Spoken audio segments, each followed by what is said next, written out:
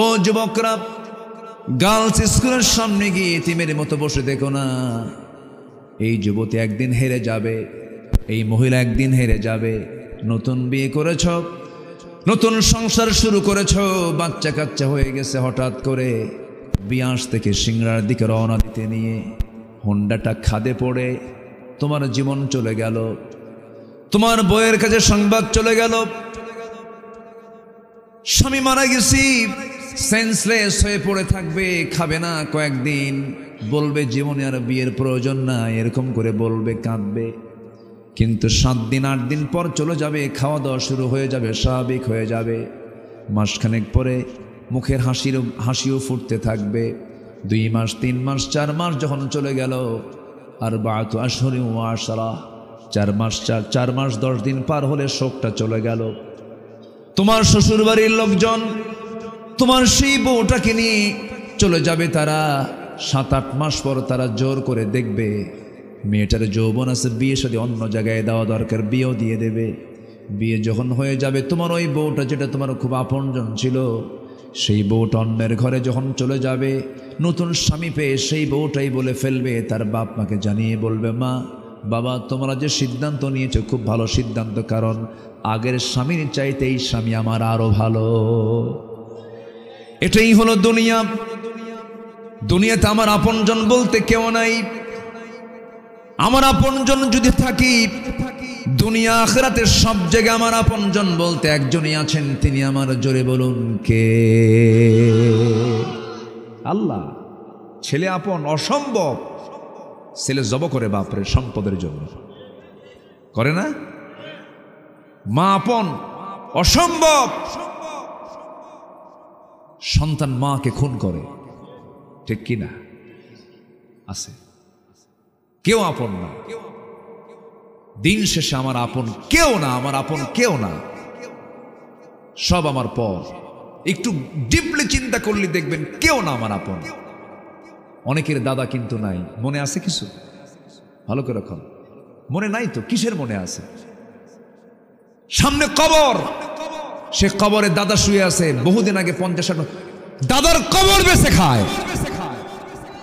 আসতে কন কেন, আছে না নাই? দাদার কবর বেঁচে খায়।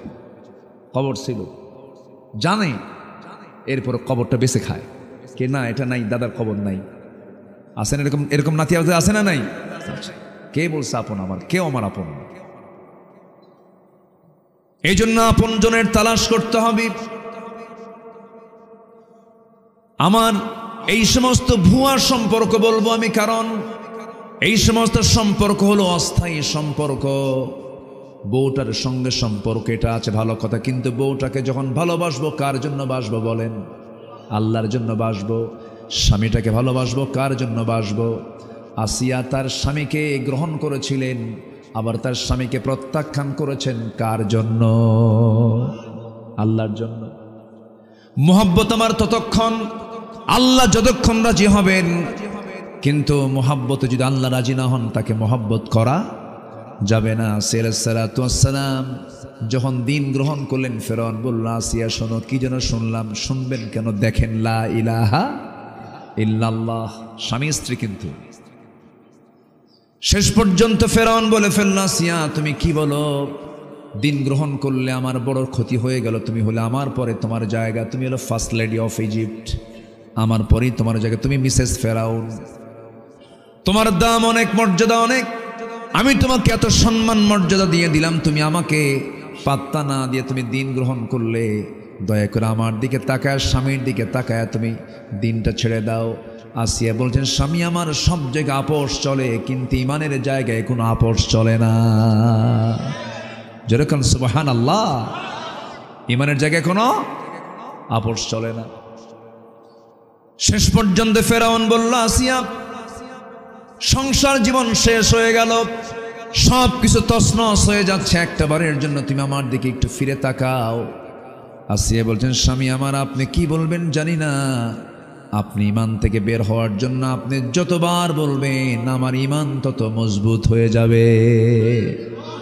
তুমি কি জানো আমি তোমাকে হত্যা করব? আসিয়া বলছেন, আমি আমার নাকের মধ্যে জান্নাতের ঘ্রাণ পাচ্ছি।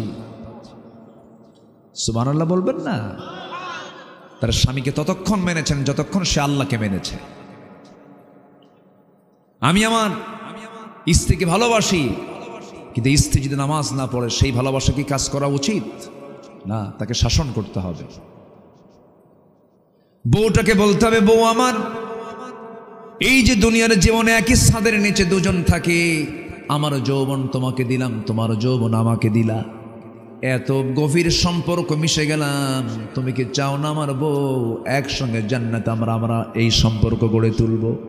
হ্যাঁ চাই। নামাজ পড়ো, পর্দা করো, দিন মেনে চলো।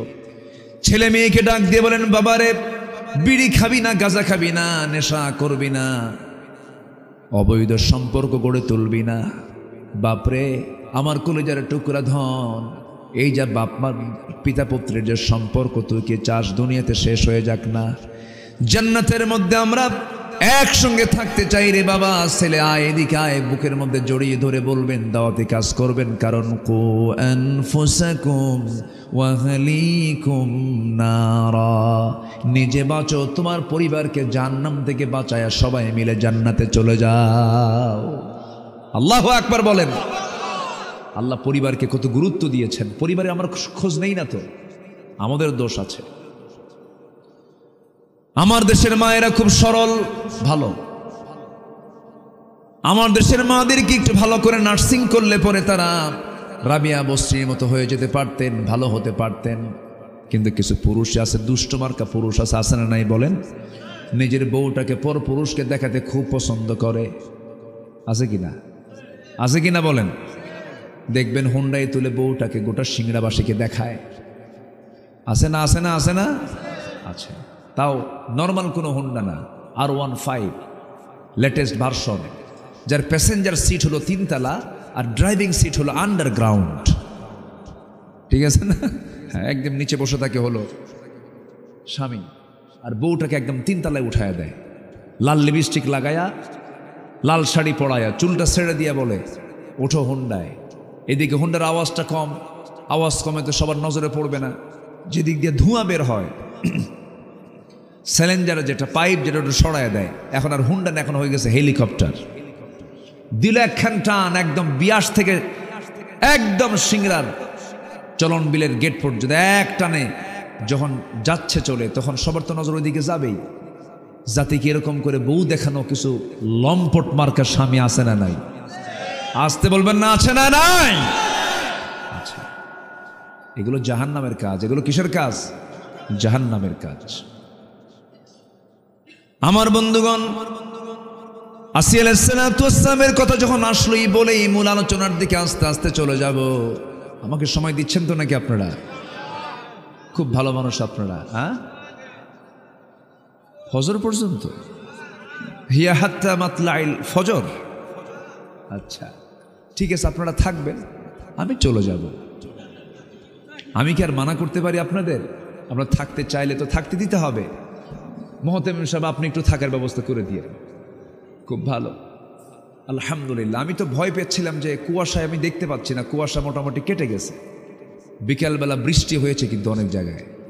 এখানে কি হয়েছে জানি না, বৃষ্টিও হয়েছে। খুব চিন্তায় ছিল কমিটিরা আয়োজন করলে যে কি টেনশন হয়। হার্ট বিট কমে না বাড়ে, খালি বাড়ে। খুব কঠিন দায়িত্ব এই মাহফিল কমিটির উপরে পড়ে যায়। আল্লাহ তুমি তাদের সবকিছুকে সহজ করে দাও। জোরে বলি আল্লাহুম্মা আমিন। সম্মানিত ভাইয়েরা, আসিয়া আলাইহিস সালাম কি স্বামীর কাছে আপোষ করেছেন? আসতে কয়, আপোষ করেছেন? আপোষ করেননি, কারণ ঈমানের সাথে কারো আপোষ নাই।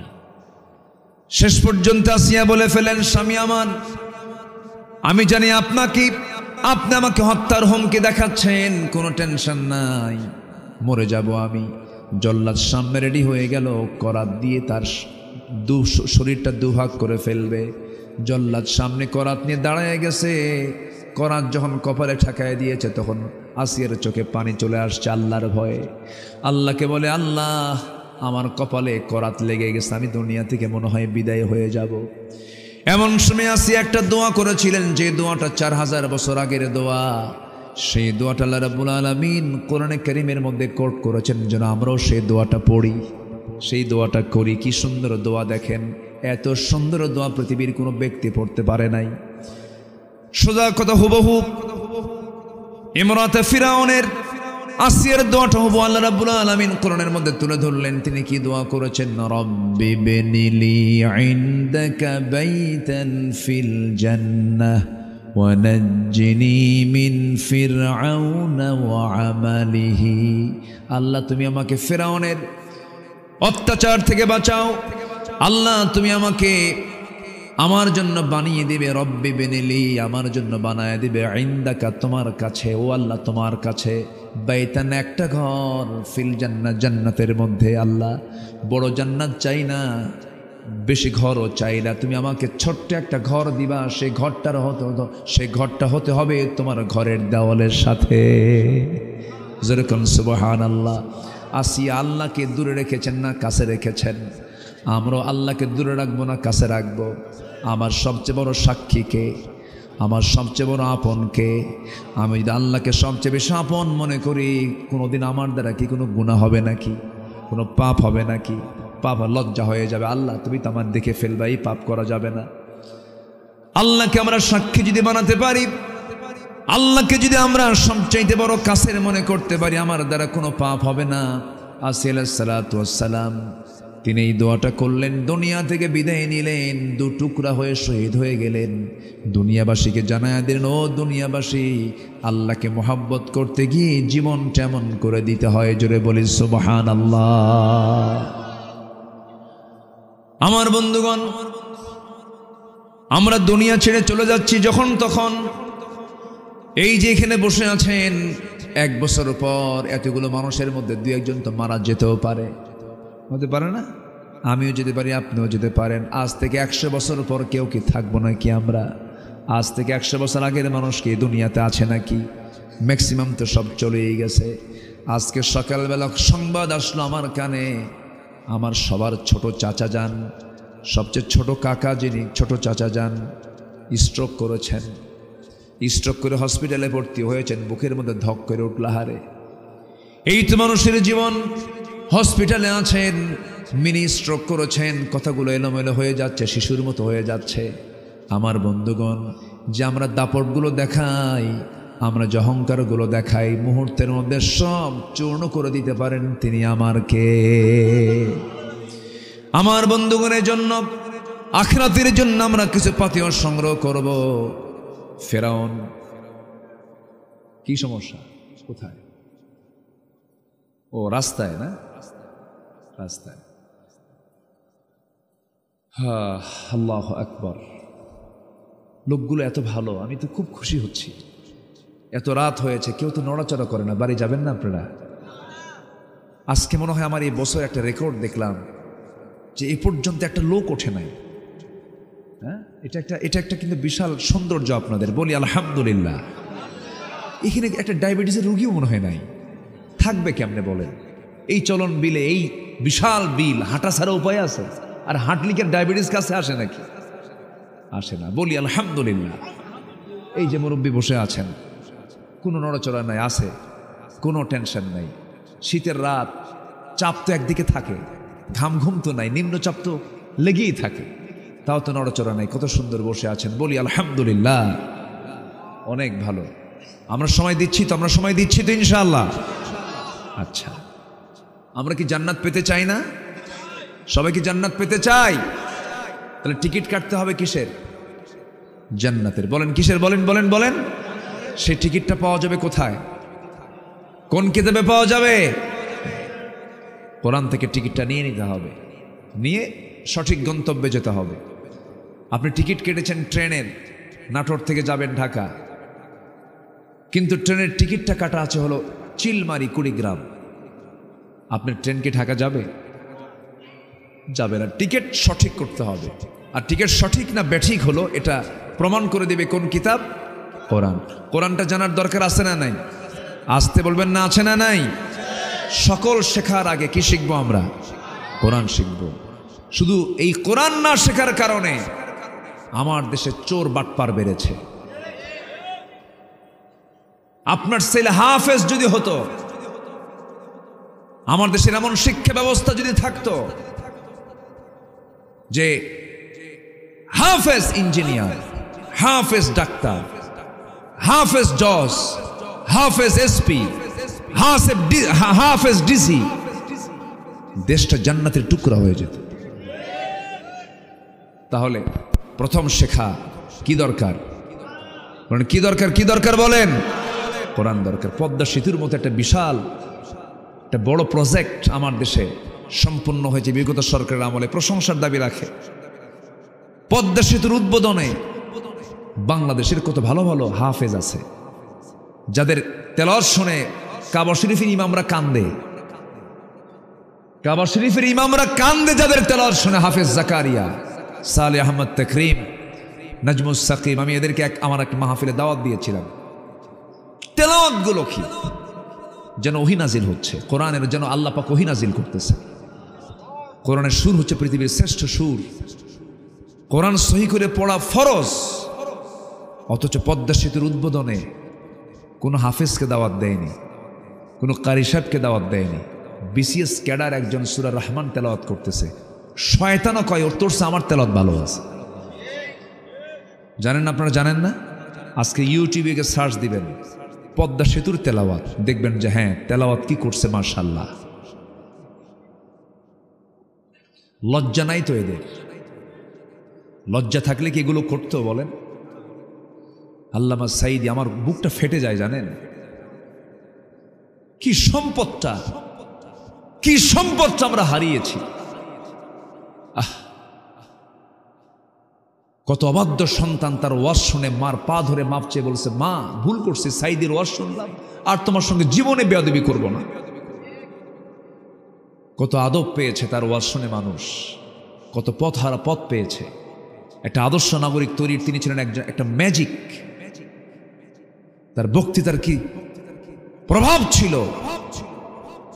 13টা বছর তাকে অযথা কোনো কারণ নাই, উনি আল্লাহর নামের কসম খেয়ে বলেছেন 1971 সালের কোনো কাদা বাবালি আমার গায়ে লাগে নাই, কসম করেছেন তিনি, কোনো প্রমাণও পায়নি।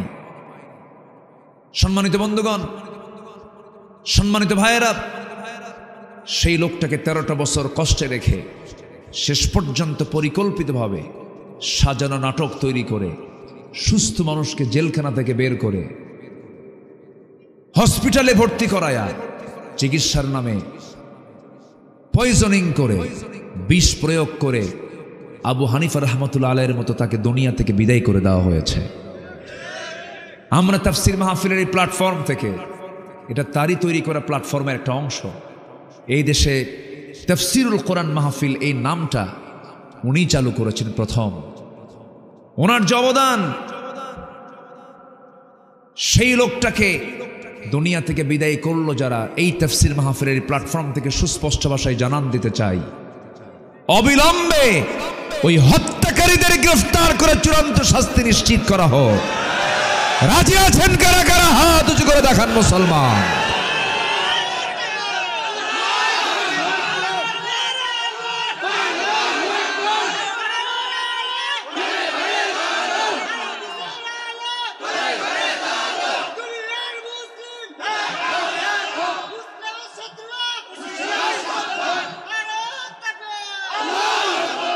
আল্লাহ কবুল করুন, জোরে বলি আমিন।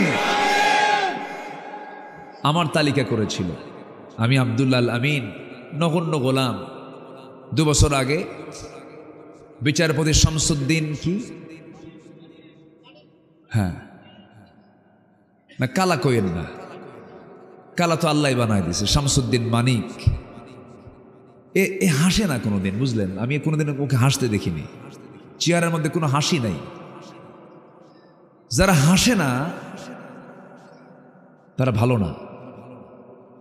আমি একটা মারাত্মক কথা বললাম, কিন্তু আমার নবীজির পেটে খাবার ছিল না, কিন্তু মুখের হাসি তার মুখ থেকে কখনো মিস হয়নি। আল্লাহু আকবার বলো।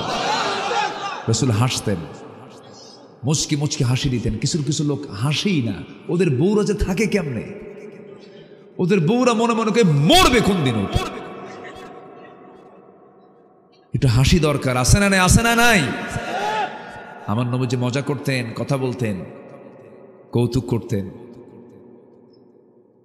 বউদের সঙ্গে খুনসুটি করতেন, তরকারি কুটে দিতেন, নিজের রান্না নিজে করতেন অনেক সময়। আল্লাহু আকবার।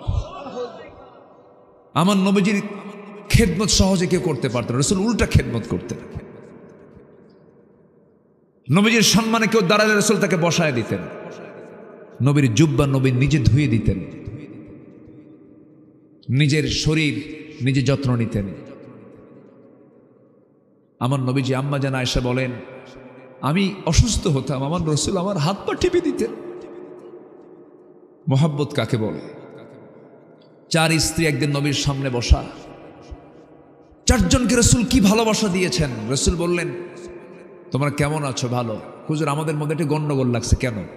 বলুন তো, আপনি একটু সত্যি করে বলুন তো, আপনি কাকে বেশি ভালোবাসেন? সবাই বলে আমাকে বেশি ভালোবাসে। আপনার মুখ থেকে শুনতে চাই, সুবহানাল্লাহ বলবেন না? তিনি সব দিকের সাকসেস ছিলেন, আদর্শ স্বামীও ছিলেন। ছোট্ট ছোট্ট বাচ্চা মিশে যেতেন, রাসূল বাচ্চা হয়ে যেতেন, ওদের সঙ্গে খেলতেন। রাসূল হোসেনকে বলতেন, নাতি এদিকে আয়। কে, না না, তুমি তো ঘোড়ায় চড়ো। আমার কি ঘোড়ায় চড়ার শখ হয় না? তোমার তো পা ছোট, তুমি ঘোড়ায় চড়বা বড় হলে, পাটা বড় হোক এরপরে চড়বা। কেন না, আমি এখনই ঘোড়ায় চড়বো, তুমি ঘোড়া হও। আমার নবীজি 2টা হাত সামনে দিতেন, হামাগুড়ি দিয়ে থাকতেন, আর হুসাইন লাফ মেরে নবীর পিঠের উপরে চড়তেন, আর পিছনে থাপড়ায় বলতেন, ঘোড়া যা। আমার নবীজি ঘোড়ার মতো গোটা ঘর ঘুরতেন। চরিত্র কাকে বলে? 4 স্ত্রী নবীর সামনে বলতেছেন, হুজুর আপনি সত্যি করে বলেন তো, আপনি কাকে বেশি ভালোবাসেন? কি ম্যানেজমেন্ট তার ছিল! আমার রাসূল বলেন, এখন বলা যাবে না, কালকে সকালে বলবো, যাও। কিভাবে তিনি উত্তর দিবেন দেখেন, কি প্ল্যান তিনি করেছেন। 8টা খেজুরও নিয়েছেন, 2টা করে খেজুর আমার নবীজি 4 স্ত্রীর জন্য বরাদ্দ করলেন। প্রথম স্ত্রীর ঘরে ঢুকলেন, আম্মা জান আয়েশার ঘরে ঢুকে বলছেন, আয়েশা রে, আমি তোমাকে দারুণ ভালোবাসি, এই 2টা খেজুর তোমাকে দিয়ে গেলাম, আর তোমাকে বলে যাচ্ছি তোমাকে খুব বেশি ভালোবাসি, কিন্তু এই কথা যেন অন্য কোনো স্ত্রীর কানে না যায়। দ্বিতীয় স্ত্রীর ঘরে গিয়ে একই কথা বললেন, 2টা করে খেজুর দিলেন। 4 স্ত্রীর ঘরে একই কথা বলে তিনি বিদায় নিলেন। পরের দিন সকালবেলা বুক ভরা আশা নিয়া সব চলে আসছে, রাসূল আজকে আমার নামটাই নিবেন। আমার নবীজি চুপ মেরে বসে আছেন, আবার মুস্কি মুস্কি হাসিও দিচ্ছেন। 4 স্ত্রীর সামনে বসা, হুজুর আপনি আজকে বলতে চেয়েছেন আমাদের কাঙ্ক্ষিত কথা, আপনি এখন আমাদের মধ্যে বলে দেন, আপনি কোন স্ত্রীকে সবচেয়ে বেশি ভালোবাসেন? আমার নবীজি বললেন, ও আমার স্ত্রীরা, আমি তাকেই সবচেয়ে বেশি ভালোবাসি। গত রাত্রিতে আমি যাকে লুকোচুরি করে 2টা খেজুর দিয়ে আসছি, যা। সুবহানাল্লাহ বলবেন না? কথা বোঝা গেল? কথা বোঝা গেল? কি ইনসাফ, কি ইনসাফ ছিল তার ভিতরে। যুদ্ধের ময়দান, সেখানেও ইনসাফ, সব জায়গায় ইনসাফ তিনি করেছেন। সেই নবীর রাসূলকে নেতা না বানায়া কোন আজে বাজে মোসারু গাজারু, নামাজ নাই, কালাম নাই, কিচ্ছু নাই, ওই সমস্ত নেতৃত্বের মুখে আমরা জুতা মারি, থুতু মারি। সকল নেতার পথ ছাড়ো, বিশ্ব নবীর পথ ধরো। ঠিক কিনা?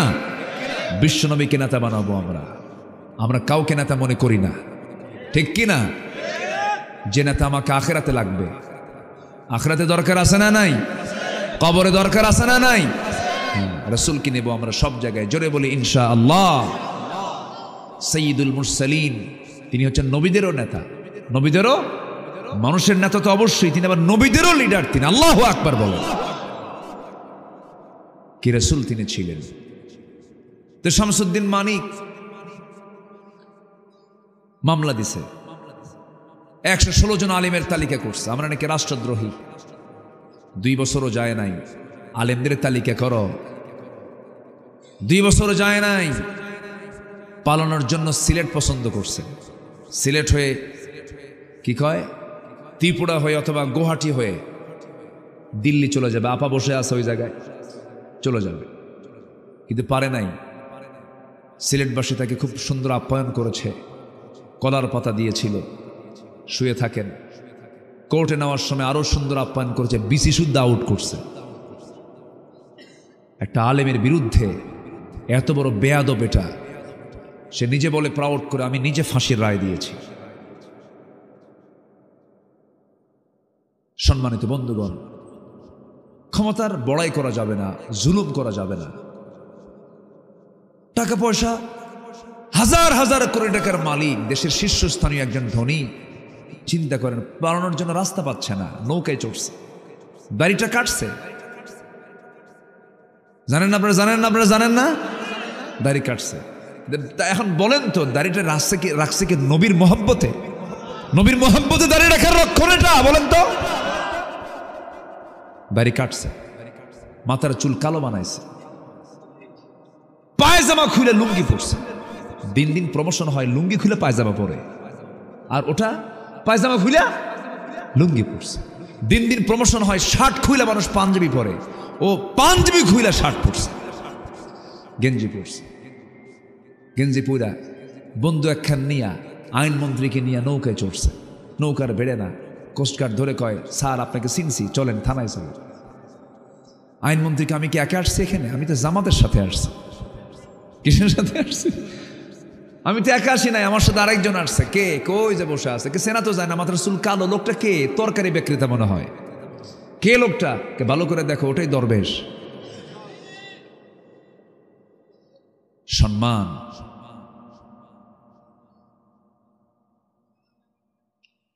মুনাফিককে আল্লাহ পাক ছাড়েন না, ঠিক কিনা বলেন? মুনাফিককে ছাড়েন আল্লাহ, মুনাফিককে ছাড়েন। আমরা ইমানদার হব, জোরে বলি ইনশাআল্লাহ, জোরে বলি ইনশাআল্লাহ। এই জীবন কয়বার, পৃথিবীতে কয়বার? একবার। জীবনটাকে সাজাবো, কোরআনের রঙে রঙিন হব আমরা, জোরে বলি ইনশাআল্লাহ। আল্লাহ কবুল করুন, জোরে বলে আমিন। অনেক কথা জমা হয়ে আছে, সময়টা কম পেয়েছি, আমি একটু আগে উঠতে চাই। আমরা মাদ্রাসারও কালেকশন এসেই উঠতে চাইছিলাম, যাক সমস্যা নাই। আপনারা অভ্যস্ত মনে হচ্ছে, আপনারা গোটা রাত থাকতে পারবেন, এটার হিম্মত আপনাদের আছে মনে হয়। বলি আলহামদুলিল্লাহ। এশার নামাজ হয়েছে তো না? কালকে হবে না ইনশাল্লাহ? বললেন যে ফজর নামাজ হবে তো?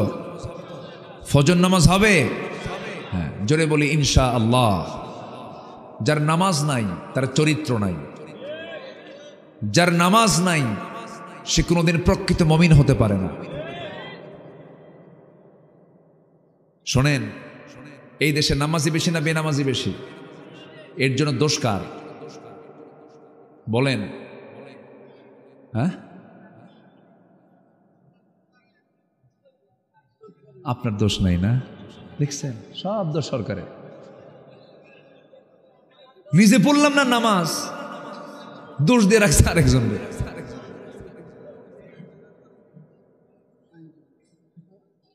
কয় যে আমি চুরি করি কেন? আল্লাহ কি দেখে না? দেখছেন, দেখছেন কি লক্ষ্য করতেছেন? আমি ভালো হই না কেন? আল্লাহর কি নজর নাই? আল্লাহ একটু আমাকে ঠিক করে দিলিতে হয়ে যায়। উল্টা দোষ কারে দেয়? আল্লাহরে দেয়। এখান থেকে উঠতেছে একজন, কি ব্যাপার? রেকর্ড তো ভঙ্গ হয়ে গেল। ও ছোট্ট বাচ্চার সাথে আছে, থাক সমস্যা নেই, জরুরত আছে।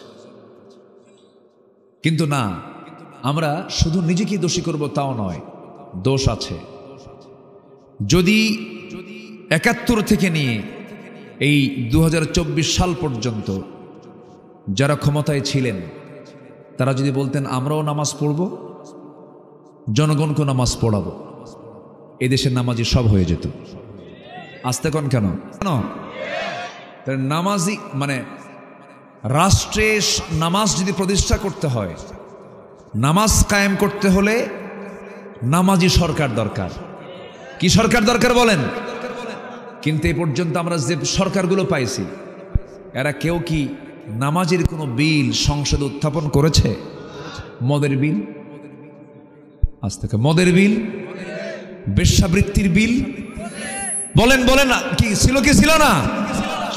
সিনেমার বিল, সিনেমার বিল এনেছে, বেশ্যাবৃত্তির বিল এনেছে, মদের বিল এনেছে, মদ, জুয়ার বিল টেনেছে, সুদের বিল টেনেছে।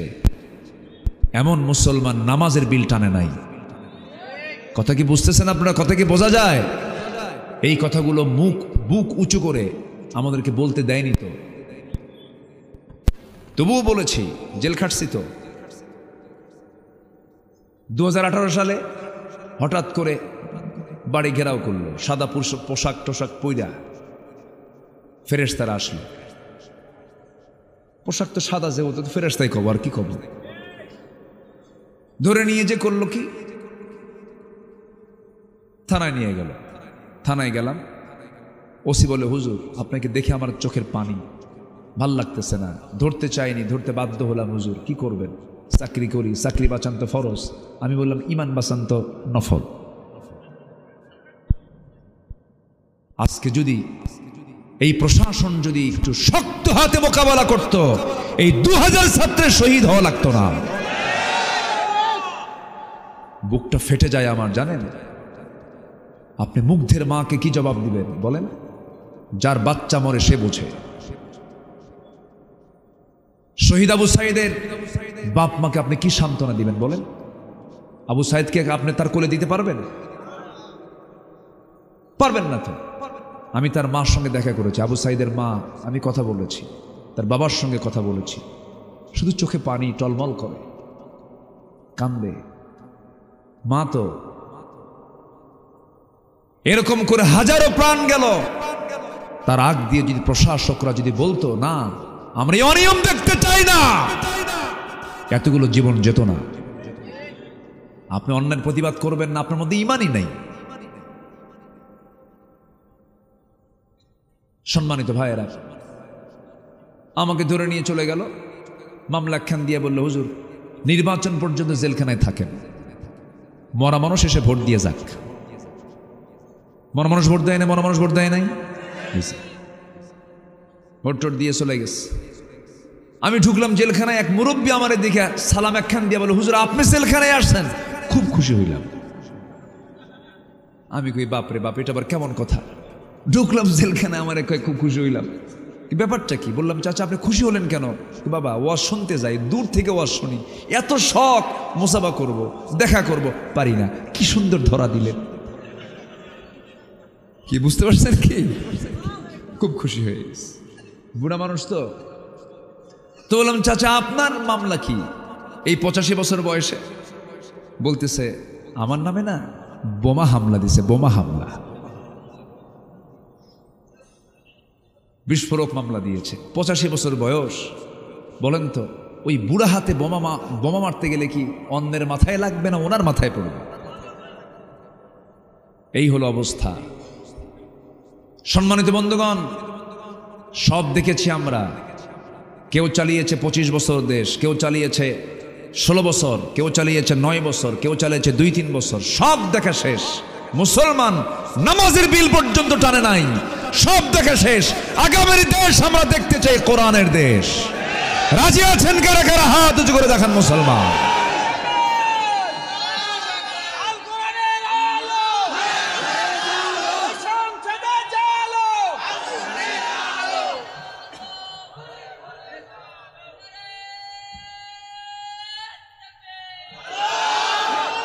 আল্লাহ কবুল করুন, জোরে বলি আমিন।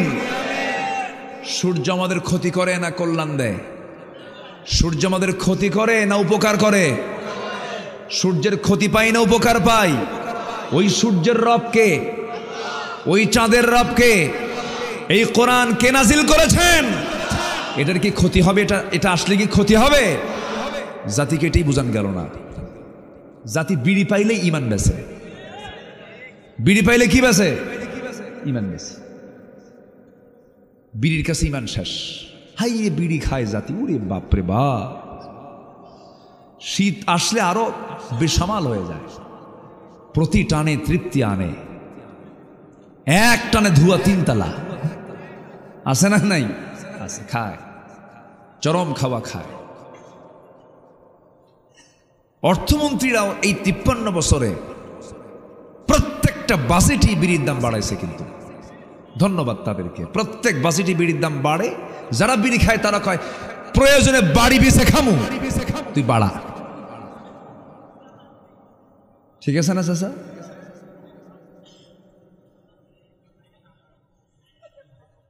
কি আপনি কি রাগ করে উঠে যাচ্ছেন নাকি বিড়ির বিরুদ্ধে দশ করার জন্য? বসেন। কি সুন্দর মানুষ আপনারা। আল্লাহ তুমি সকল নেশা থেকে জাতিকে বাঁচাও, জোরে বলে আমিন। আমার কাছে তথ্যটা জানা নাই যে এই দেশে প্রতি বছরে কত টাকার বিড়ি মানুষ খায়। আমি এটা দেখে আমি খুঁজে বের করবো না, পরবর্তী ওয়াজে আমরা এটা দেবো ইনশাআল্লাহ। মানে কত কোটি টাকা বিড়ির পিছনে জাতি খরচ করে। এটা কি শুধু ব্যয় না অপচয়? আল্লাহ মনে হয় হিসাব নেবে না, আল্লাহ মনে হয় হিসাব নেবে না, আল্লাহ হিসাব নেবে না। আপনি ধোঁয়া দিয়ে উড়ায় দিবেন টাকা, আর আল্লাহ আপনাকে ধরবে না। সুম্মা লাতুসআলুন্না ইয়াওমাইযিন আনিন নাঈম। আপনি আল্লাহ দিছেন আপনাকে ফ্রেশ লাঞ্চ, আপনি বিড়ি খেয়ে লাঞ্চ পচায় ফেলবেন, দোষ আল্লাহর। লাঞ্চ দিল কে? পচালো কে? আল্লাহ। আল্লাহ পচাইছে কে? বিড়ি খায় পচাইছে। অবশ্যই জবাব দিতে হবে কার কাছে? আবার মাহফিলে এসে প্রশ্ন করে কি জানেন, হুজুর বিড়ি খাওয়া কি জায়েজ আছে? মানে উনি জায়েজের চেষ্টায় আছে। আবার সবাইকে 5 ওয়াক্ত নামাজ পড়তে রাজি আছেন? আমরা আগামীতে দেখতে চাই নামাজি পরিবেশ। যে নেতা আসবে আপনার কাছে বলবেন তুই নামাজ পড়িস, তুই কি নামাজ চাস? হ্যাঁ। তোর সরকার কি নামাজ চায়? তোর দল কি নামাজ চায়? সরকারের নামাজ কায়েম করতে চাস? হ্যাঁ, ইয়েস। তুমি কি নিজে নামাজ পড়ো? না। তুমি কি নামাজ কায়েম হোক চাও? না। জুতা পেটা করবেন, জুতা পেটা, স্ট্রেট হয়ে যাবেন। বউ ঠকা ঠকছে, আমরা ঠকতে চাই না।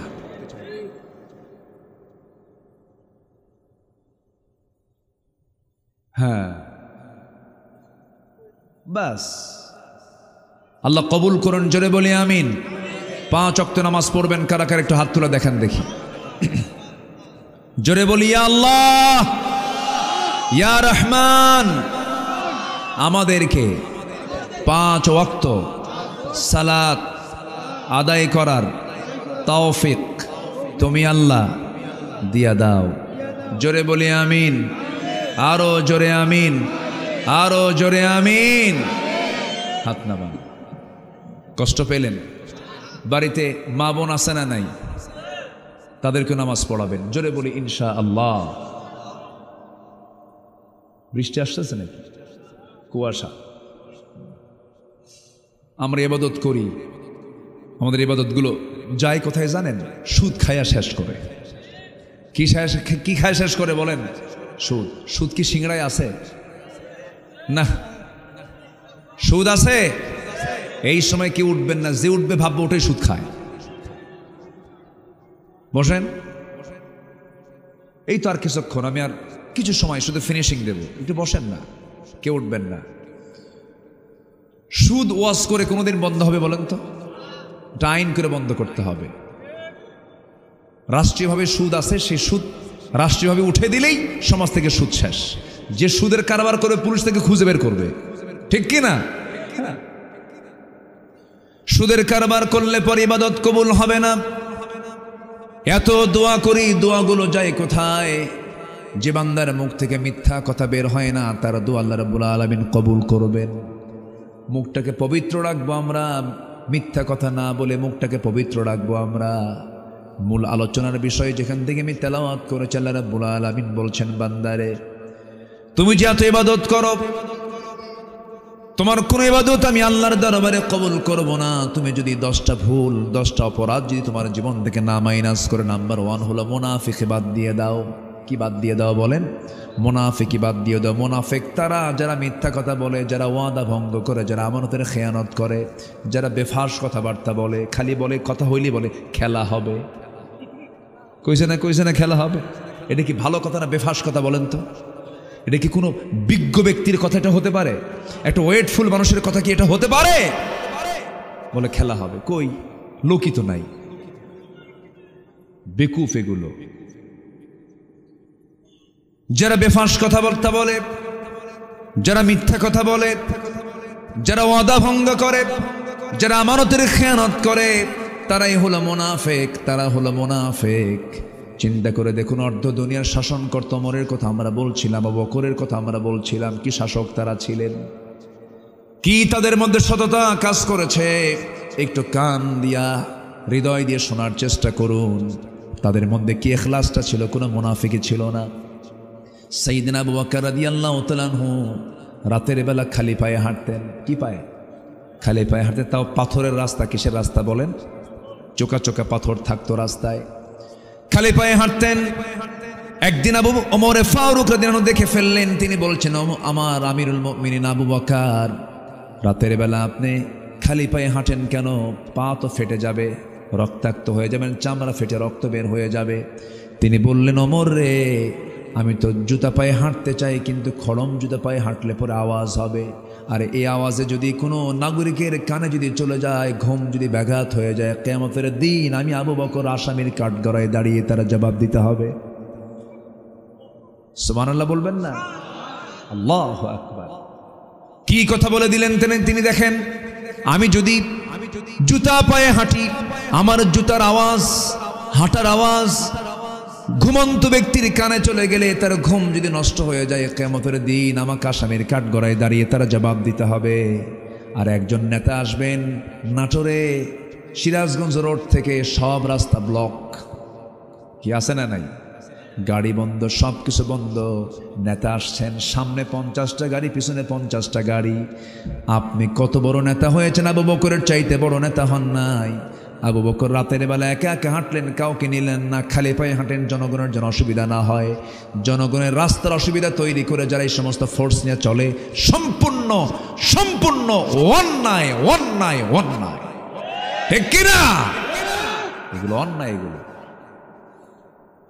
একটা মানুষ হাঁটবে, ওমর ফারুক রাতের বেলা একা একা চলতেন, কাউকে নিতেন না। তারা তো জনগণের নেতা ছিলেন। এখন এতগুলো লোক নেয় কেন জানেন? জনগণ ফ্রি পাইলে তো কাবাবার সালাদ বানায় ছাড়বে, বুঝেন না? ভয় চলে।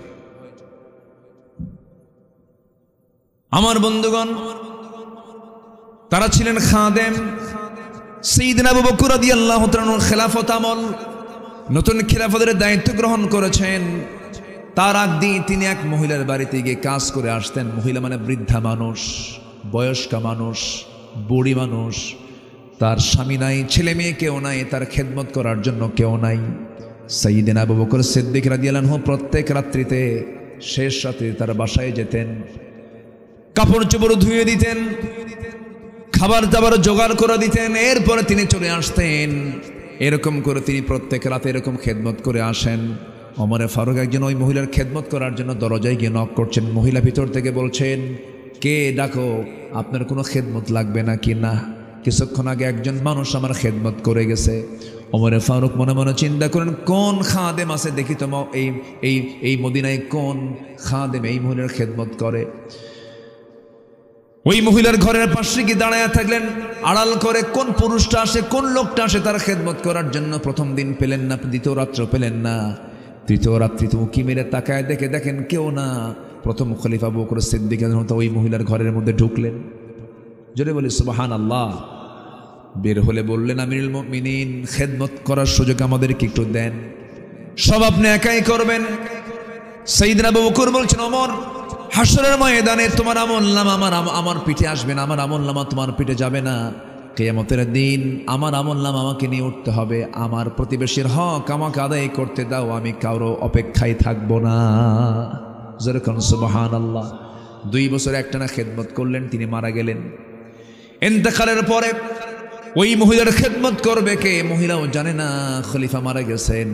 প্রথম খলিফার ইন্তেকাল হয়ে গেছে, তিনি বৃদ্ধ মানুষ, তার কানে কেউ সংবাদ দেয় নাই। ওমর ফারুক পরের দিন, পরের রাত্রিবেলায় দরজায় গিয়ে নক করছেন। দরজা খুলে গেল। মহিলা ভাবছে মনে হয় আগের খাদেমটা এসেছে খেদমত করার জন্য। রান্না বান্না সব কিছু কমপ্লিট করে, খাবার দাবার জোগাড় করে, সব কিছু রেডি করে তিনি ঘর থেকে বের হয়েছেন। মহিলা খেতে বসেছেন, বৃদ্ধা নারী খেতে বসেছেন। একটা ধোয়া খেজুর যখন মুখের মধ্যে নিয়েছেন, কামড় মারার সঙ্গে সঙ্গে খেজুরের মধ্যে বিচি বের হয়ে গেল। বিচি ছিল, ওই বিচির উপরে কামড় লাগার সঙ্গে সঙ্গে মহিলা কেঁদে ফেলে বললেন, বুঝতে পেরেছি খাদেম চেঞ্জ হয়েছে, আগের আবু বকর আর দুনিয়াতে নাই। কারণ আমার আবু বকর যখন আমার খেদমত করতে আসতো, খেজুর শুধু ধুয়ে দিত না, খেজুরের বিচি শুদ্ধ খুলে আমার সামনে শুধু খেজুর দিত, আমি আরামে খেতাম। সুবহানাল্লাহ বলবেন না? এই ছিলেন তারা। জনগণকে তারা ভয় পেতেন। এই জনগণ যদি আমার পক্ষে আল্লাহর সামনে না রায় দেয়, আমাকে জাহান্নাম যেতে হবে। জনগণকে তারা আমানত মনে করেছেন, জনগণকে তারা বড় আমানত মনে করেছেন। ওমর ফারুক একদিন কাঁদতে কাঁদতে বলছেন, তোমরা কি জানো ফোরাত নদীর তীরে একটা কুকুর যদি অনাহারে মারা যায়, কি অনাহারে মারা যায়? কুকুর কি মারা যায়? কুকুর যদি অনাহারে মারা যায়, ইরাকের রাস্তা খারাপের কারণে গর্তের মধ্যে যদি উটের পা পড়ে, উটের পা যদি ভেঙে যায়, আমি ওমর ওই কুকুর কেন মারা গেল, উটের পা কেন ভাঙলো, আমাকে তার জবাব দিতে হবে আল্লাহর আদালতে। কি চিন্তা তারা লালন করেছেন, কি চিন্তা নিয়ে তারা চলেছেন। কোন এক রাতের কথা আমার মনে পড়ে গেল। সাইয়েদনা ওমর ফারুক রাদিয়াল্লাহু আনহু একটা রাতে তিনি বের হলেন প্রতিবেশীকে দেখার জন্য, নিজের অঞ্চলকে দেখার জন্য। এশার নামাজ পড়লেন না, এশার নামাজ পড়ালেন, কারণ ইসলামের রাষ্ট্রে যিনি রাষ্ট্রপ্রধান হবেন তিনি নামাজ কখনো পড়বেন না, তিনি পড়াবেন, ঠিক কিনা? রাষ্ট্রের দায়িত্ব, রাষ্ট্রপতির দায়িত্ব কি নামাজ পড়া না পড়ানো? রাষ্ট্রেরও নেতা, নামাজেরও নেতা। নামাজ পড়ায় তিনি ঘরের মধ্যে ঢুকি বউটাকে ডাক দিয়ে বলছেন, বউ আমার ঘুমানোর কোনো সুযোগ নাই, খাওয়া দাওয়া দাও। খাইলেন। ঘর থেকে বের হয়ে জনগণকে দেখার জন্য বের হলেন। সামনে কিছু দূর চলতে নিয়ে দেখেন বাচ্চারা কান্নাকাটি করছে। এক ঘর থেকে বাচ্চাদের কান্নার আওয়াজ, 4-5টা বাচ্চার কান্নার আওয়াজ। রাগ সামলাতে না পেরে ওমর ফারুক তো একটু মেজাজি মানুষ ছিলেন, খুব রাগী মানুষ ছিলেন। দরজার কাছে গিয়ে নক করে বলছেন, কোন মহিলা বাড়িতে আসো? কেমন মা, সন্তানের কান্না থামাতে পারো না? মহিলা ভিতরে থেকে জবাব দিতেছে, কান্না থামাবো কেমনে, খাবার তো নাই। গরম পানি, শুধু গরম পানি শুধু গরম করতেছে, ওদেরকে বোঝাচ্ছে খাবার হচ্ছে, খাবার তো নাই, আমি বিধবা মানুষ। ওমর ফারুক লজ্জা পেলেন। খাদ্য গুদাম থেকে 1 বস্তা আটা নিয়ে ওই মহিলার সামনে দিয়ে বলছেন, মহিলা আটার বস্তা যখন ফুরে যাবে আমাকে বলবে, আটার বস্তা আমি ওমর আবার পিঠে বহন করে তোমার ঘরে দিয়ে যাব। সেখান থেকে চলে গেলেন আরেকটা ঘরে। ওই ঘরের ভিতর থেকে মহিলার কান্নার আওয়াজ। সোর্স জানতে চাইলেন কি উৎস, জবাব এলো পেটে বাচ্চা, ধাত্রী নাই, ডেলিভারি হচ্ছে না, ধাত্রীরাও হবে। দৌড় মেরে স্ত্রীর সামনে সাধারণ স্ত্রীকে বলছেন বোরকা পড়ো। বউটাকে সঙ্গে করে ইমার্জেন্সি বের হলেন। ওই বাড়ির সামনে গিয়ে 2টা হাত জড়িয়ে ধরে বউকে বলছেন, আমার স্ত্রী, আল্লাহর কসম লাগে, আল্লাহর কসম করে বলছে, আমরা শাসক না, আমরা হলাম জনগণের খাদেম। ভিতরে একটা মহিলার পেটে বাচ্চা, ডেলিভারি হচ্ছে না, ধাত্রী নেই, গভীর রাতে আমি কাকে ডাকবো? আমার স্ত্রী, একটা কথা তোমাকে বলি, এই মহিলা যদি ইন্তেকাল করে মারা যায়, অথবা সন্তান যদি মারা যায়, কিয়ামতের দিন আমাদেরকে খুনির কাতারে আল্লাহর সামনে দাঁড়াতে হবে। যাও তাড়াতাড়ি খেদমত করো। বউটাকে ধাত্রী বানালেন, বউটাকে নার্স বানায় দিলেন। সুবহানাল্লাহ। বউটাকে ঘরের মধ্যে ঢুকাইয়া দিলেন। সেখান থেকে চলেন আরেক দিকে। ছোট্ট একটা লাঠি নিয়ে চলতেন, ছোট্ট একটা ছড়ি নিয়ে তিনি একা একা চলতেন, কাউকে তিনি পরোয়া করতেন না। ওমর যে রাস্তা দিয়ে যেতেন সেই রাস্তায় শয়তান পর্যন্ত আসতো না। জোরে কোন আল্লাহু আকবার। কিন্তু স্ত্রীর হক আবার আদায় করেছেন, স্ত্রীর সঙ্গে সুন্দর কথা বলেছেন, সুন্দর আচরণ করেছেন। গরম যতটুকু একটা মানুষ হতে পারে, একটা আদর্শ স্বামী কখনো বউয়ের সামনে গরম হতে পারে না। বউ কি রাগের জিনিস না মোহাব্বতের জিনিস? কিচ্ছু কয় না, এ ভালো করে কন না। কি বউকে কি রাগ দেখানো যাবে না? বউকে কি দেখাতে হবে বলেন জোরে কন? হ্যাঁ, ছোট ছোট বাচ্চারা কয় মোহাব্বত। বিয়ে তো করো নাই তোমরা, হ্যাঁ? বউ নাই, খুব অসহায় মনে হচ্ছে না? বিয়ে শাদী করা দরকার।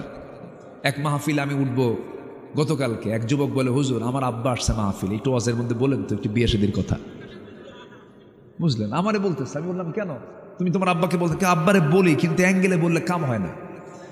নামাজ পড়ি, ইমানটা ঠিক রাখার চেষ্টা করি। হুজুর বলেন এই ফিতনার দুনিয়ায়, উলঙ্গ দুনিয়া, বোরকা নাই, পশিদা নাই, কিচ্ছু নাই, পর্দা নাই, বিয়ে না করলে ইমান রাখা কঠিন। আব্বার একটু ভালো করে বুঝান হুজুর। কর কিছু বাপটাও আছে মানে এগুলো ব্যাপারে খেয়াল রাখে না। উচিত বিয়ে শাদী করে দেওয়া উচিত। আসতে কয় ঠিক কিনা? বুড়া চাচাও কয় ঠিক। জি, বিয়ে দিয়ে দিবেন। যুবকরা একা একাধিক করবা না, একা একা করলে কিন্তু ঠকবা, একদম এমন ঠকবা সারা জীবন পস্তাবা। বাপ মাকে সাথে নিয়ে করবা। বিয়ার আগে কোনো প্রেম হয় না। আর যদি কেউ বিয়ার আগে প্রেম করো, ওটা প্রেম হবে না, ওটা হবে নোংরামি, জেনা। তো বিয়ার আগে প্রেম করা যদি তোমার শুরু হয়, যদি বিয়ে হয়ও, বিয়ার পরে আর প্রেম হবে না, তখন হবে কিলে কিলি। কি হবে? কিলে কিলে হবে। এই জন্য বিয়ার আগে আকাম কুকাম করবা না, দেখবা সেই মোহাব্বতটা বিয়ের পরে আমৃত্যু থাকবে, মোহাব্বত থেকে যাবে, মাওয়াদ্দা থেকে যাবে। আর বিয়ের আগে কিছু আকাম কুকাম করবা, শান্তি পাবা না। কি রাগ করলা নাকি তোমরা? রাগ করছো? যুবকরা খুব খুশি হয়েছে, হুজুর খুব ভালো করলেন আপনি। দেখি বাড়িতে গিয়ে যদি কিছু বলা যায়। হ্যাঁ, দেখা যাক ইনশাআল্লাহ। বলি আলহামদুলিল্লাহ। সাইয়েদনা ওমর ফারুকের কথা বলছিলাম। বলি বলি বলি সামনের দিকে একটু আগাই। সামনে গিয়ে দেখেন চিকন সুরে সুমধুর কণ্ঠে, মেয়েদের কণ্ঠের ভিতরে সুমধুর ভাব আছে না নাই? মেয়েদের কথার মধ্যে কি সৌন্দর্য আছে না? কথার মধ্যে আকর্ষণ আছে না নাই? এই জন্য মোবাইল কোম্পানি ছেলের সুর চয়েস করেছে না মেয়ের সুর চয়েস করেছে? মেয়েদের। কাউকে পাচ্ছেন না ফোন করে, দুঃখিত।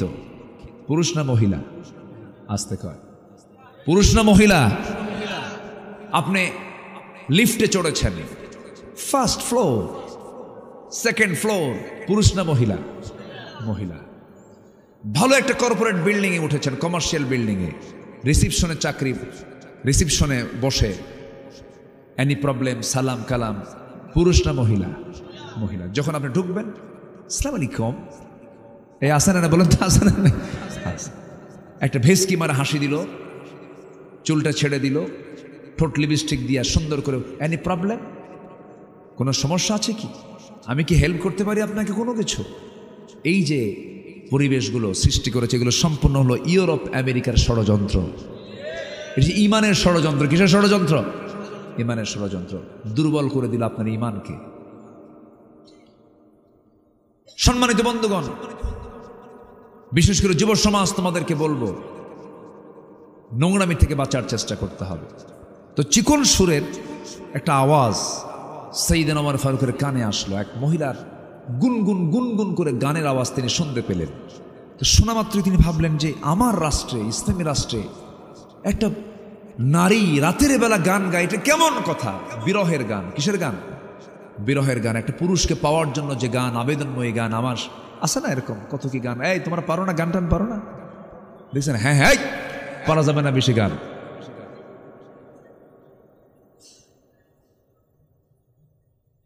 বিরহের গান যখন গাচ্ছিল মহিলা, সাইয়েদনা ওমর ফারুক রাদিয়াল্লাহু তাআলা আনহুর কানে যখন চলে গেল, তিনি খেপে গেলেন। উৎসটা খুঁজলেন, কোন বাড়ি থেকে এই গানটা আসে। সেই বাড়ির সামনে গিয়ে দাঁড়ালেন, দরজায় নক করলেন, কে ভিতরে, কে গান গায়? কিন্তু ভিতর থেকে কোনো আওয়াজ নাই, থেমে গেছে, কোনো আওয়াজ নাই, কোনো গান নাই। দরজায় ডাক দিলেন, দরজাও খোলে না। পিছন দিকে চলে গেলেন, পিছন দিকে গিয়ে আস্তে করে দরজা না খোলার কারণে বেড়াটা টান মারলেন, খেজুর পাতার বানানো বেড়ার ঘরে টান মারলেন। ভিতরে ঢুকে পড়লেন। ঢুকে পড়ে দেখেন মাথায় কাপড় দেওয়া পর্দার পরিবেশ নিয়ে একটা মহিলা দাঁড়ায় আছে। সামনে একটা প্রদীপ জ্বালানো, মহিলার সামনে দাঁড়ানো। সাইয়েদনা ওমর ফারুক বলেন, মহিলা তুমি ইসলামী রাষ্ট্রের ভিতরে কেন গুনগুন করে বিরহের গান গাও? তুমি কি আল্লাহর কালাম পড়তে পারো না? নামাজকে পড়তে পারো না? মহিলা ওমর ফারুককে না চিনতে পেরে বলে, আপনার পরিচয় আমি জানি না, তবে আমি ভুল করেছি, আমি গান গিয়ে আমার অপরাধ হয়েছে একটা। কিন্তু আপনি আমার ঘরের মধ্যে যে ঢুকলেন, আমি তো দরজা খুলি নাই, আমার স্বামীও ঘরের মধ্যে নাই। আপনি আমার ঘরের মধ্যে পিছন দিক দিয়ে ঢুকে দোষ করেছেন মোটে 4টা। আমি দোষ করলাম একটা, আপনি করলেন 4টা। কি কি দোষ বলো? নাম্বার 1, সালাম দিছেন নাকি না? নাম্বার 2, আপনি অনুমতি নিয়েছেন নাকি না? নাম্বার 3, আপনি দরজা না ঢুকে আপনি আমার বেড়া ভাঙলেন, আমার সম্পদ নষ্ট হলো। নাম্বার 4, আপনি একজন পরপুরুষ, আমি একজন পরনারী। যদিও পোশাক পরেছি পর্দার, কিন্তু আমার পর্দার খেলাফ একটু হলেও হয়েছে, আমি আপনাকে ছাড়বো না। সাইয়েদনা ওমর ফারুক নিজের পরিচয় সম্পূর্ণ গোপন করে বলছেন, মহিলা তুমি কি করবা বলো? আপনি কি চেনেন ওমর রেখে? আপনি কি ওমর রে চেনেন নাকি? আগামীকালকে সূর্যোদয় হওয়ার সঙ্গে সঙ্গে আমি আপনার বিরুদ্ধে মানহানির মামলা দায়ের করবো ওমরের আদালতে। কার সামনে কয়? কার সামনে? সাইয়েদনা ওমর ফারুক শুনতেছেন আর মনে মনে চিন্তা করছেন, হারে কি কয় রে। এবার বলতেছে, তুমি যে লোকটার সামনে গিয়ে আমার বিরুদ্ধে তুমি মামলা দেবে, আমার জানা মতে সেই লোকটা ওমর, লোকটা তেমন ভালো না। নিজের কথা কি ভালো বলা যায় নাকি? বলে ফেলেন লোকটা অমর তো ভালো না। মহিলা বলে দোষ তো আরেকটা যোগ হলো। দোষ আরেকটা কি হলো? যোগ হলো। আপনি অমরের বিরুদ্ধে কথা বলা মানে আপনি বড় অপরাধী। এই দুনিয়াতে একমাত্র যোগ্য শাসক যদি একজন থাকেন তিনি হচ্ছেন ওমরে ফারুক রাদিয়াল্লাহু তাআলা আনহু। ওমর মাথা নিচু করে চোখের পানি ফেলে ফেলে বলে, আল্লাহ এই বান্দারি দোয়া তুমি আল্লাহ কবুল করে না। তারা সার্টিফিকেট নিয়েছেন জনগণ থেকে, আড়াল করে লুকায়া লুকায়া সার্টিফিকেট নিয়েছেন আমি ভালো না মন্দ, কিন্তু বিগত 16 বছর চলে গেছে, জোর করে সার্টিফিকেট নিয়েছে আমি ভালো, তুই বল ঠিক কিনা? ওমরে ফারুক সার্টিফিকেট নিয়েছেন আড়ালে। মহিলা যখন বলতেছে আমার জানা মতো ওমরের মতো এত ভালো মানুষ এই জমিন আর নাই, সে আমাদের শাসক, তিনি চোখের পানি ফেলে ফেলে কাঁদলেন। ওমরে ফারুক বলছেন, মহিলা শোনো, মামলা কি সত্যি দিবে নাকি? মামলা দেব আমি। কেন দিবেন? কেন দিবা মামলা? কেনা আপনি অনেক দোষ করে ফেলেছেন। সাইয়েদনা ওমরে ফারুক বলছেন, শোনো মামলা তো দিবা ভালো কথা, তোমার গান গাওয়ার কারণটা কি একটু বলো তো? গান গাওয়ার কারণ হলো আজকের থেকে 4 মাস আগে আমার স্বামীকে এই জনপদের খলিফা ওমরে ফারুকের লোকজন সীমান্ত নিয়োগে তাদেরকে চাকরি দিয়ে দিল। খলিফা ওমরে ফারুকের লোকজন এসে তার নির্দেশে আমার স্বামীকে নিয়ে চলে গেল। আমি আমার স্বামীর সঙ্গে নতুন সম্পর্ক গড়েছি, নতুন বিয়ে হয়েছে, মাত্র 4 থেকে 5 দিন স্বামীকে পেয়েছে। আমার যৌবন ভরা আমার জীবন, আমার বয়স কম, মাত্র স্বামীকে 4 দিন পর পরে যখন 4 মাস গত হতে চলেছে, আজ পর্যন্ত স্বামীর কোনো দেখা নাই, সাক্ষাৎ নাই। রাতের বেলা নামাজ পড়ে শুয়েছি, মাঝরাতের দিকে ঘুম আমার ভেঙে গেছে, স্বামীর প্রতি আমার মোহব্বত জেগে গেছে।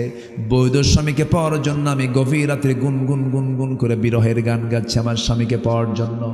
ওমরে ফারুক মনে মনে চিন্তা করলেন, দোষ তো আরেকটা যোগ হলো। কি কথা কি বুঝতেছেন আপনারা? বিশাল চিন্তায় পড়ে গেলেন। এবার ওমরে ফারুক তো শাসকদের শাসক, বিচারকদের বিচারক, তিনি তো বোঝেন কেমনে এই মামলা ঢিসমিস করে দেওয়া যায়। এবার মহিলা কি সত্যি? এবার ওমরে ফারুক বলছেন, মহিলা শোনো, সত্যি কি তুমি মামলা দিবে নাকি? হ্যাঁ মামলা দিয়ে দেব। সে তো জানে না, মহিলা জানে না কোন লোকটার সামনে সে কথা বলে। এবার বলছেন, মহিলা শোনো, তুমি যে আমার বিরুদ্ধে মামলা দিতে যাচ্ছ ভালো কথা, তোমার স্বামীর জন্য তুমি কাঁদতেছ, তোমার স্বামী তুমি চাও না? কে চাই? তোমার সেই প্রত্যাশিত আকাঙ্ক্ষিত স্বামীকে যদি আগামীকাল সূর্যোদয়ের একটু আগ দিয়ে তোমার সামনে যদি হাজির করে দেয়, তুমি কি আমার বিরুদ্ধে মামলা দিবা নাকি? মহিলা মুচকি হাসি মেরে বলে, সূর্যোদয়ের আগে কেন, সারাদিনের মধ্যে হাজির করলে আপনার বিরুদ্ধে কোনো মামলা হবে না। মতো দিয়ে দিছেন। কি কথা কি বোঝা গেল? উনি তো জানতেন, উনি তো জানেন যে এই মহিলার চাওয়াটা কি। চাওয়ার জায়গায় তিনি নক করলেন, বলেন, মহিলা থাকো, তোমার স্বামীকে তুমি পেয়ে যাবে। নিজের কথা তিনি আড়াল করলেন, পরিচয় দিলেন না একবারের জন্য। চলে আসলেন, বউকে বলেন, বউ আমার, একটা স্ত্রী তার স্বামীকে ছাড়া কতদিন পর্যন্ত থাকতে পারে? ওয়াল মুতাল্লাকাতু ইয়াতারাব্বাসনা বিআনফুসিহিন্না সালাসাতা কুরু। 3 মাস পর্যন্ত হয়ে গেছে, 4 মাস। চিফ ইন কমান্ডারকে ডাক দিয়ে বলেন, এই সেনাবাহিনী প্রধান, আজকের থেকে প্রত্যেক সৈনিকের ছুটি 3 মাস পর পর বাধ্যতামূলক করা হলো, যাও। অমক বেড়াকে, অমক নামে একজন আল্লাহর গোলাম আছে, তাকে ছুটি মঞ্জুর করো, তাড়াতাড়ি নিয়ে পাঠায় দাও। আল্লাহু আকবার বলবেন না? নিজের ভুলগুলো খুঁজে বের করেছেন, নিজে বের হয়ে আমার ভুলগুলো কোথায় সব খুঁজে খুঁজে বের করে নিজে সংশোধন হয়েছেন। আল্লাহু আকবার বলেন। খলিফা ওমরের শাসনামলে তার বিরুদ্ধে এক বিচারক রায় দিয়েছিল, অনেক লম্বা কথা বলবো কখন। রায় দিয়েছে বিচারক ওমরের বিরুদ্ধে, খলিফার বিরুদ্ধে। উনি খুশি হয়ে পরের দিন মজলিসে শুরা বৈঠকে তিনি বললেন, একজন শাসক আমি বিচারক পেয়েছি যে আমার বিরুদ্ধে রায় দিয়েছে, সে আমাকে দেখে নাই, সত্য রায় দিয়েছে। ওকে আমি আঞ্চলিক বিচারপতি না বানায় আমি তাকে চিফ জাস্টিস বানায় দিলাম। সুবহানাল্লাহ বলবেন না? কাজী শুরাইহ ইবনুল হারিস আল কিন্দি রাহমাতুল্লাহ আলাই ঘোড়া কিনছেন ওমরে ফারুক। ঘোড়া কেনার পরে ঘোড়া নষ্ট হয়ে গেছে, মানে ঘোড়ার 4টা পা নষ্ট হয়ে গেছে, মানে অকেজো হয়ে গেছে, বসে গেছে। রাগ করে ঘোড়া বিক্রেতাকে বলছে, এই তুমি কি ঘোড়া দিলা আমারে? তুমি আমাকে অসুস্থ ঘোড়া দিছো। ঘোড়া বিক্রেতা কয়, না আমি আপনাকে সুস্থ ঘোড়া দিচ্ছি, আমি ঘোড়া নেব না, আমি ঘোড়া আপনার ফেরত নেব না। দুজন লাগছে তর্ক। চিন্তা করেন শাসকের সামনে বিক্রেতার কথা কি স্বাধীনতা সেখানে ছিল। এখন ঘোড়া বিক্রেতা কয়, চলেন মামলা করবো, চলেন থানায়, কি বলে আদালতে যাই। চলো। আদালতে গেছেন। আদালতের বিচারপতি কাজী শুরাইহ ওমরে ফারুককে দেখে লাভ মেরে দাঁড়ায় গেছে। আপনি এই জায়গায় কেন? কেন আমি এই জায়গায় কেন? আপনি আমাকে দেখেন না, সঠিক রায়টা দেন। এই ঘটনা, ঘোড়া কিনছি, টাকা দিছি, ঘোড়ায় চড়ছি, কিছুদিন যাওয়ার পরে ঘোড়া নষ্ট হয়ে গেছে, 4 পা বসে গেছে। ও আমাকে অসুস্থ ঘোড়া দিল কেন? আবার ঘোড়া বিক্রেতার কাছ থেকে শুনছে। কাজী সুরাই ইবনুল হারিস মুস্কা হাসি মেরে বলেন, আমিরুল মুমিনিন, দুঃখিত, রায়টা আজকে আপনার পক্ষে যাচ্ছে না। আল্লাহু আকবার বলবেন না? ওমর ফারুক বলেন, তাহলে বুঝায় দাও, আপনি বুঝায় দেন আমার পক্ষে কেন আসবে না? আপনি আমার সামনে কথা বলছেন, আপনি কি বাড়ি পর্যন্ত যেতে পারবেন সুস্থ অবস্থায়? গ্যারান্টি দেন আপনি? কেন গ্যারান্টি নাই? তো ঘোড়া কিনছেন আপনি, দেখে নিছেন, টাকা লেনদেন হয়ে গেছে, আপনি ঘোড়ায় চড়ছেন, অসুস্থ হয়ে গেছে, ঘোড়াওয়ালার কি দোষ? সুবহানাল্লাহ বলবেন না? মাথা নিচু করে চলে আসলেন, বিচারপতিকে ধন্যবাদ দিয়ে চিফিন একদম জাস্টিস বানায় দিলেন, একদম প্রধান বিচারপতি বানায় দিলেন। আর আমার দেশে পাগলা বানায় বাইরে পাঠায় দেয়। কি কথা কি মিলে? কথা কি মিলে? হ্যাঁ, এই তো বিচারপতির নামও বলে ফেলছে একজন, এসকে সিনহা। বিবেকটাকে কখনো আমরা মেরে ফেলবো না, বিবেকটাকে জাগ্রত রাখবো। জোরে বলি ইনশাআল্লাহ। আমরা অন্ধ হব না, আমরা চক্ষুওয়ালা হলো, আমরা দেখবো, সত্য বুঝবো। জোরে বলি ইনশাআল্লাহ। শেষ করে দিলাম আলোচনা। চলুক চলুক, হুজুর মরুক।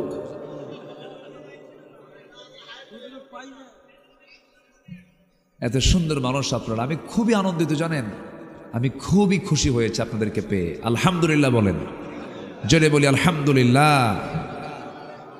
তাহলে মুনাফিকি করব আমরা? মুনাফিকি করব? ইবাদত কবুল হবে না মুনাফিকি করলে, ইবাদত কবুল হবে না নামাজে অলসতা করলে। 10টা অন্তরায় ইবাদত কবুলের, 10টা অন্তরায়, 10টা অপকর্ম যার মধ্যে থাকবে তার কোনো ইবাদত কবুল হবে না। কার কথা? আসতে বলবেন না, কার কথা? এর মধ্যে 1 নম্বর হলো মুনাফিকি করা। কি করা বলেন তো? মুনাফিকি করা। মুনাফিক তো সিংড়ায় নাই। নাম্বার 2 হচ্ছে নামাজে অলসতা করব না আমরা। সবাই কি নামাজ পড়তে রাজি আছেন তো? নামাজ হচ্ছে সকল ইবাদতের মূল। এটা মূল, একদম একটা মানুষের বডি মাথা থেকে পা পর্যন্ত মূল জায়গা কোনটা বলেন তো?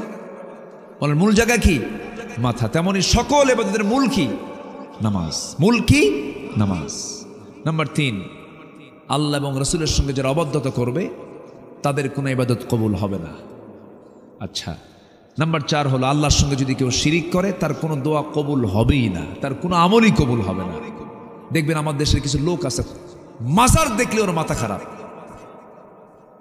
ট্রাক নিয়ে যাচ্ছে, মাজার সামনে পাইছে, বস ড্রাইভারকে বলে, থামান, চাকা বাস্ট হবে, মাজার শরীফ। সামনে মাজার পাইল, কসকসে একখান 500 টাকার নোটটা নিয়ে মাজারে দিয়ে বলল, বাবা আমার দিকে নজর রাখো। কি কথা কি বুঝতেছেন আপনারা? নজর রাখবেন কে? আর নজর রাখার জন্য বলতেছে কারে? বাবার। ওর ইমান আছে? ওর ইমান আছে? ওর টাকাও শেষ, ওর ইমানও শেষ, দুটাই শেষ। কি টানটা দেয় কি! খাজা দিল কর তাজা, ইসমে জালাল গাজার কলকি খাওয়া হালাল। যেরকম নাউজুবিল্লাহ। বদমাইশ কিন্তু এগুলো বদমাইশ কিন্তু কম না, এদের সংখ্যাও কিন্তু আছে, বেশ আছে। আল্লাহ তুমি এদের অনিষ্ট থেকে জাতিকে হেফাজত করো। জোরে বলি আল্লাহুম্মা আমিন। আমার অনেকে বলে, হুজুর পীর ধরা কি? আমি কি চোর ধরা কি? আমি পীর বিরোধী না, কিন্তু আমি পীরকে মহাব্বত করি।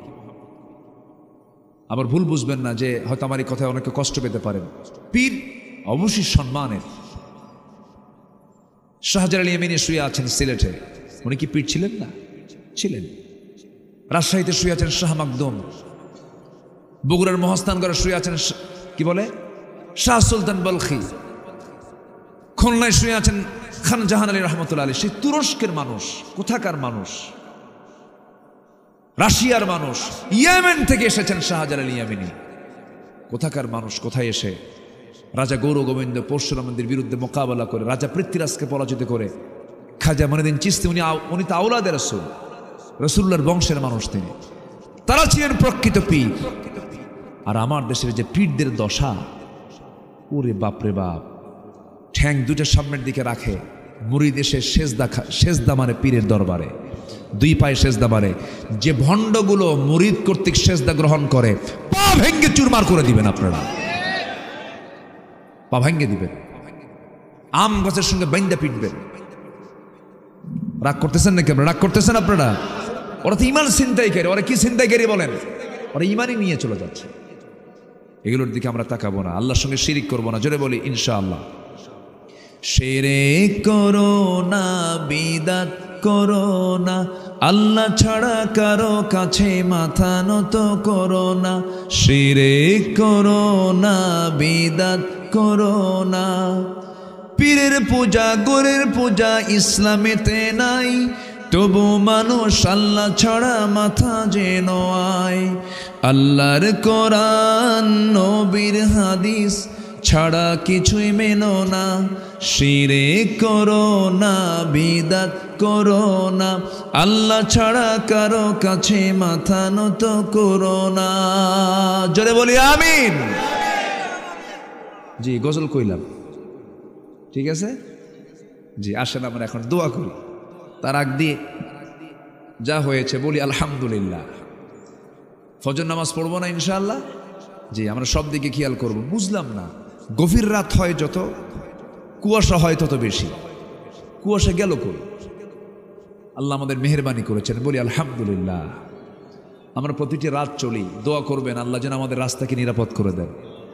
আমি নন্দীগ্রাম থেকে কুয়াশা পেয়েছি, আমি বগুড়া হয়ে আসছিলাম। বগুড়াতেই দেখি নাকি? আচ্ছা, এত কুয়াশা, মানে ভ্যান যে চলে ভ্যানের চেয়েও কম গতিতে আমি আসছি। এত কুয়াশা, ঘন কুয়াশা। তো কুয়াশা যদি থাকে, পৃথিবীর এমন কোনো লাইট নাই যে লাইট কুয়াশা ভেদ করতে পারে, এখনো কোনো আবিষ্কার করতে পারেনি কেউ। বিমানও চলে না। বিমান চলে, বিমান শিডিউল অফ হয়ে যায়, বিমানও চলতে পারে না। তো আমাদের এই প্রতিটা রাত চলতে হয়। সবার কাছে দোয়া চাই ভাই, একটু দোয়া করবেন। এই কুয়াশার রাতগুলোতে আমরা শুধু তালে তালে চলি, হাতে আন্দাজে চলি, কখন কি হয়ে যায়। দোয়া করবেন না? আল্লাহ যেন আমাদের সকল সফরকে যেন নিরাপদ করে দেন। জোরে বলি আল্লাহুম্মা আমিন। রাতের বেলা সবাই যখন ঘুমায় তখন আমরা রাস্তায় থাকি। আমাদের বিষয়গুলো হয়তো অনেকে বুঝতে চান না, বুঝেন না। চাঁদের এক পিঠ দেখলে কিন্তু বোঝা যায় না।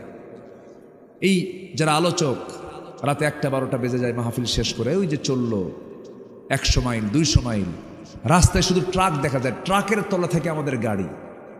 আর হেল্পার ট্রাকের ড্রাইভারকে বলে বস বাই প্লাস্টিক, মানে আমাদের গাড়ির নাম কি? প্লাস্টিক, মানে যখন তখন শেষ হয়ে যেতে পারে। এটি দোয়া করবেন আল্লাহ যেন। কত বক্তা রোড অ্যাক্সিডেন্টে মারা গেল, মারা গেছে না? এই তো কয়েকদিন আগে নীলফামারীর এক আলোচক রোড অ্যাক্সিডেন্ট করে ইন্তেকাল করেছেন। দোয়া করবেন আল্লাহ যেন আমাদের সকলের সফরকে, এই যে বিনিদ্র রজনী, নির্ঘুম রজনী, যারা আলিম ওলামা কথাগুলো বলছেন, আল্লাহ যেন তাদের সবাইকে সহি সালামতে রাখেন। জোরে বলি আল্লাহুম্মা আমিন। আরো জোরে আল্লাহুম্মা আমিন। আমি আপনার জন্য দোয়া করি, আল্লাহ আপনাকে ভালো রাখুন, আপনার পরিবারকে ভালো রাখুন। যে ঘরে মেয়ে আছে তাদের বিয়ের ব্যবস্থা করে দেন, যে ঘরে ছেলে আছে তাদেরকে সৎ এবং ভালো কর্মসংস্থানের ব্যবস্থা করে দেন। জোরে বলি আল্লাহুম্মা আমিন। পরিবার অশান্তি, বউটা কথা শোনে না, অনুগত করে দেন। স্বামীর সমস্যা, আল্লাহ সেই মার স্বামীর সমস্যা দূর করে দেন।